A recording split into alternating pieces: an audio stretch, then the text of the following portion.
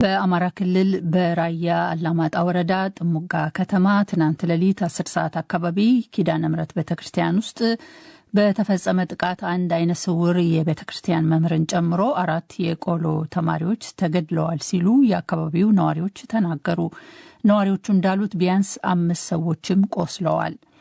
ኢትዮጵያውያን ስደተኞችን ጭነው ሲጓዙ የነበሩ 4 ጀልባዎች ትናንት ሌሊት በየመንና በጅቡቲ የባህር ክልል ውስጥ ሰጥመው ቢያንስ 2 ሰዎች ሲሞቱ 186ቱ ደግሞ የደረሱበት አለመታወቁን የተባበሩት መንግስታት ድርጅት አስታወቀ። የመን የባህር ክልል ውስጥ ከሰጠሙት 2 ጀልባዎች 2 ሰራተኞችን ብቻ በህይወት ማትረፍ ተችሏል ሲል ድርጅቱ ገልጿል።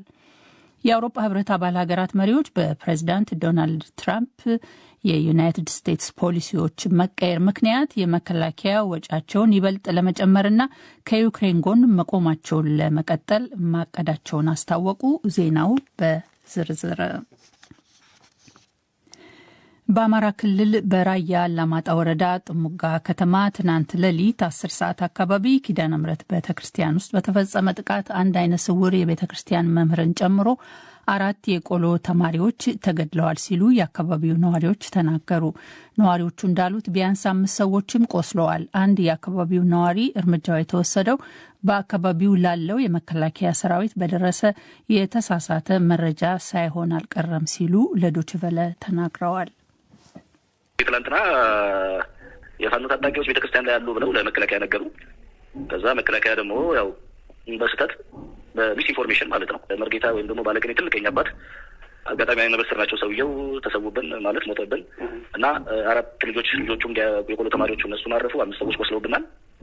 ሌላ አስተያየት ሰጪ በበኩላቸው በእርግጠኝነት ማን ጥቃቱን እንዳደረሰው መናገር ባይችሉም የመከላከያ ልብስ የለበሰ ታጣቂ ጥቃቱን ፈጽሟል መባሉን መስማታቸውን ተናግረዋል። እኚህ አስተያየት ሰጪ ከሟቾቹ አንዱ አይነ ስውር መምህርም ተማሪዎቻቸውን ሌሊት ሲያስተምሩ እንደነበረ መረጃው እንዳላቸው ተናግረዋል። 10 ተኩል ላይ ወንበር መምህሩ እያስተማረ ነበር። ጉባኤ ዘርግቶ አንድ የመከላከያ ልብስ የለበሰ ገባና ዝም ብሎ ተኩስ ከተተባለ 4 ቆስለው 3 ሞተው ነበር። አንዱ የቆሰለው ሞታውን የቄስ ትምህርት እኮ በተለይ አቋቋም ኬኔ ሲሆን ሌሊት ነው የሚሰጠው። እንግዲህ ልብሱ የነሱ ነው የሚባለው። ልብስ የለበሱት የነሱ ነው። የሟቾቹ ስርዓተ ቀብር ዛሬ መፈጸሙን በቀብሩ ላይ የተገኙት አስተያየት ሰጪ ተናግረዋል። ዶይቼ ቬለ ስለ ጉዳዩ ተጨማሪ ማብራሪያ ለማግኘት ለአማራ ክልል ሰላምና ጸጥታ ቢሮ ኃላፊ ደሳለኝ ጣሰው ቢደውልም ስልካቸው አይነሳም። በስልክ የጠየቃቸው የሰሜን ወሎ ዞን የመንግስት ኮሚኒኬሽን ጉዳዮች መምሪያ ኃላፊ ደግሞ መረጃ የለኝም ብለዋል። ኢትዮጵያውያን ስደተኞችን ጭነው ሲጓዙ የነበሩ 4 ጀልባዎች ትናንት ሌሊት በየመንና በጅቡቲ የባህር ክልል ላይ ሰጥመው ቢያንስ 2 ሰዎች ሲሞቱ 188 ደግሞ የደረሱበት አለመታወቁን የተባበሩት መንግስታት ድርጅት አስታወቀ። የተባበሩት መንግስታት የፍልሰት ጉዳይ ድርጅት በምህጻሩ IOM ቃል አቀባይ ዛሬ እንዳሉት የመን የባህር ክልል ውስጥ ከሰጠሙት 2 ጀልባዎች 2 ሰራተኞችን ብቻ በህይወት ማትረፍ ተችሏል። ሆኖም 181 ስደተኞችና 5 የመናውያን የጀልባዎቹ ሰራተኞች ግን የደረሱበት አልታወቀም። ለሁለቱ ጀልባዎች መስጠም ምክንያቱ ጀልባዎቹ መጓዝ እንደጀመሩ በጅቡቲ ባህር ዳርቻ ላይ ኃይለኛ ንፋስ በመከሰቱ መሆኑ ተነግሯል። በደቡባዊ የመን ታዚዝ ወረዳ ዱባብ ቀበሌ የሰጠመችው 3ኛዋ ጀልባ 31 ኢትዮጵያውያን ስደተኞችንና 3 የመናውያን የጀልባ ሰራተኞችን ጭና ነበረ። 4ኛዋ ጀልባ 150 ኢትዮጵያውያን ስደተኞችን አሳፍራ ወደ የመኑ አብያን ወረዳ ውስጥ ወደሚገኘው አህዋር ቀበሌ በማምራት ላይ ሳለች በተመሳሳይ አካባቢ መስጠሟ ተዘግቧል። ይህ ዶይቼ ቬለ DW ነው።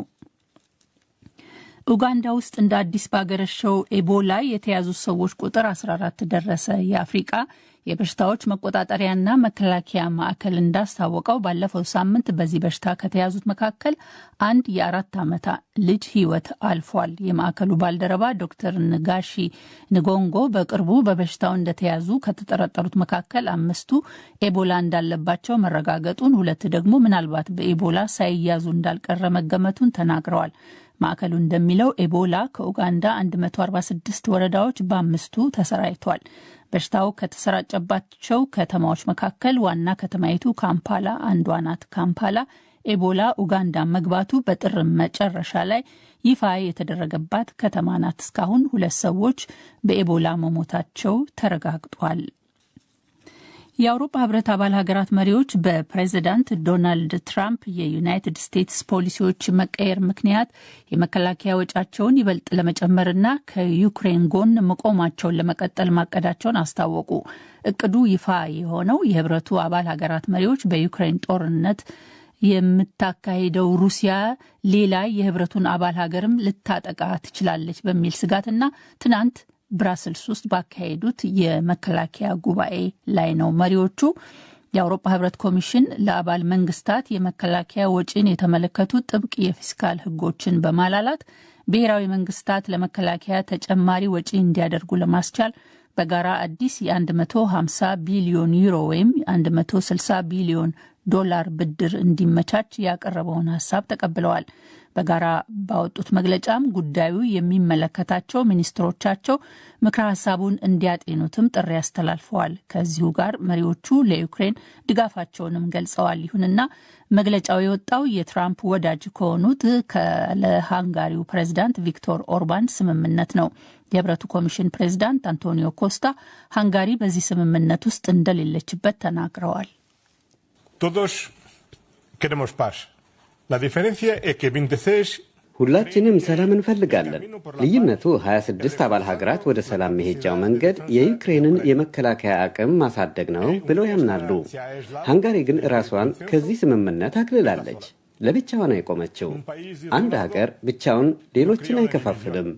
የጋራ አቋም የያዙት 26ቱ ከመጀመሪያው ቀን ከየካቲት 24 አንስቶ እንዳደረጉት ለዩክሬን ድጋፋቸውን መስጠት ይቀጥላሉ።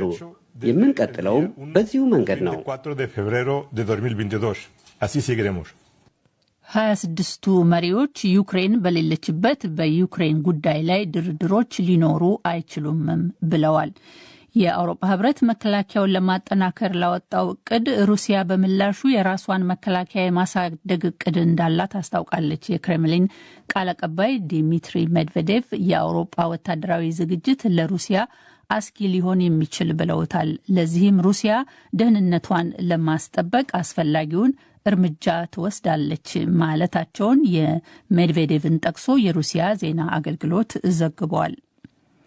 የዩናይትድ ስቴትስ ፕሬዝዳንት ዶናልድ ትራምፕ ከሜክሲኮ በሚገቡ በርካታ ምርቶችና ከካናዳ በሚመጡ አንዳንድ ምርቶች ላይ ይጣላል ያሉትን የ25% ታሪፍ በአንድ ወር አራዘሙ። ትራምፕ ሰፊ የንግድ ጦርነት ያስነሳል የተባለውን የታሪፍ ጭማሪ እስከ ጎርጎሮሳዊው ሚያዝያ 2 ድረስ መግፋታቸውን አስታውቀዋል። የታሪፍ እገዳው በቀደመው የትራምፕ አስተዳደር ዘመን በዩናይትድ ስቴትስ ሜክሲኮና ካናዳ ስምምነት መሰረት ወደ ዩናይትድ ስቴትስ የሚገቡ ምርቶችን የሚመለከት ነው። ትራምፕ እገዳውን ያራዘሙት ከሜክሲኮ አቻቸው ክላውዲያ ሻይንባውም ጋር በስልክ ከተነጋገሩ በኋላ ነበረ። ይህን ያደረጉትም ለፕሬዝዳንቷ ባላቸው ክብር ምክንያት መሆኑን ገልጸው ህገወጥ ተገን ጠያቂዎች ወደ ዩናይትድ ስቴትስ እንዳይገቡ አድርገዋል ላሉት ጠንካራ ስራ ምስጋናቸውን አቅርበውላቸዋል። በሁለተኛው የዓለም ጦርነት ወቅት ተጥሎ ሳይፈነዳ በተገኘ ቦምብ ምክንያት በሺዎች የሚቆጠሩ መንገደኞች ከፓሪስ ወደ ለንደን ሊያደርጉት የነበረው ጉዞ ተስተጓጎለ። ከፈረንሳይ የባቡር መስመሮች እጅግ ብዙ መንገደኞችን ወደሚያስተናግደው ወደ ፓሪሱ ጋር ዱ ኖር ባቡር ጣቢያ በሚወስደው የባቡር ሀዲድ ስር በሁለተኛው የዓለም ጦርነት ወቅት የተጣለ ቦምብ መኖሩ ከተደረሰበት በኋላ ወደዚያ የሚያመሩ አገር አቋራጭና የአገር ውስጥ የባቡር ጉዞዎች ተሰርዘዋል። በፈረንሳይ ዜና አገልግሎት ዘገባ መሰረት ፖሊስ ከጋር ዱ ኖር ባቡር ጣቢያ ወደ 2.5 ኪሎ ሜትር ርቀት ላይ ባለው የባቡር ሀዲድ መስመር ላይ ሌሊቱን የጥገና ስራ ሲካሄድ የተገኘውን ይህንኑ ሳይፈነዳ የነበረ ቦምብ የማምከን ስራ ላይ ተጠምዷል። በፈረንሳይ ዋና ከተማ ፓሪስ ሰሜናዊ ክፍል የሚገኘው ባቡር ጣቢያው ዛሬ ስራውን በማቋረጡ የመንገደኞች እቅዶች